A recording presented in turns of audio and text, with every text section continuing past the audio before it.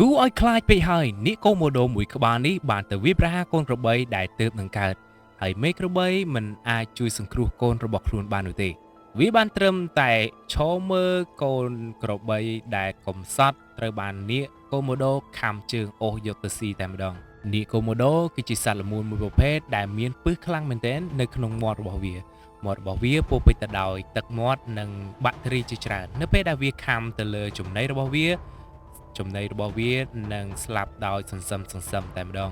ព្រីបីដែលជាកូនក្របីព្រៃមួយក្បាលនេះអញ្ចឹងវាពិតជាគួរអស់ណិតពេកហើយគ្នាទើបតែនឹងកើតបានត្រឹមតែមួយខែតែប៉ុណ្ណោះសត្វនាគកូម៉ូដូបានមករកឃើញហ្វូងក្របីកំពុងតែដេកទឹក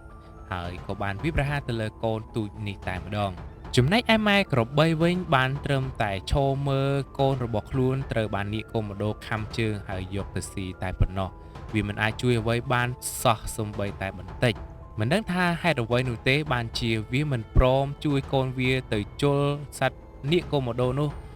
ឬក៏ជន់ឬក៏ធ្វើយ៉ាងណាមួយដើម្បីឲ្យនាគកូម៉ូដូនោះចាក់ចេញពីកន្លែងនេះទេ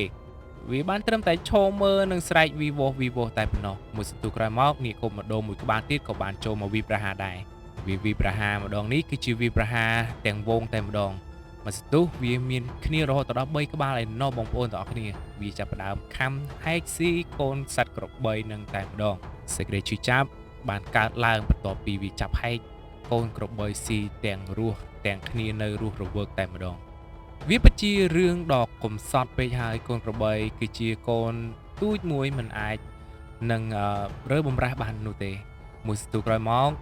កូនក្របីត្រូវបានចាប់ហែកជាបំណែកតូចនិងលេបចូលទៅក្នុងពោះរបស់សត្វនាគកូម៉ូដូវាពិតជាសាហាវព្រៃផ្សៃពេកហើយចាប់ស៊ីហើយស៊ីទៀតហែកហើយទៀតរហូតទៅដល់គ្នាដាច់ខ្យល់ស្លាប់ពិតជាគួរអាណិត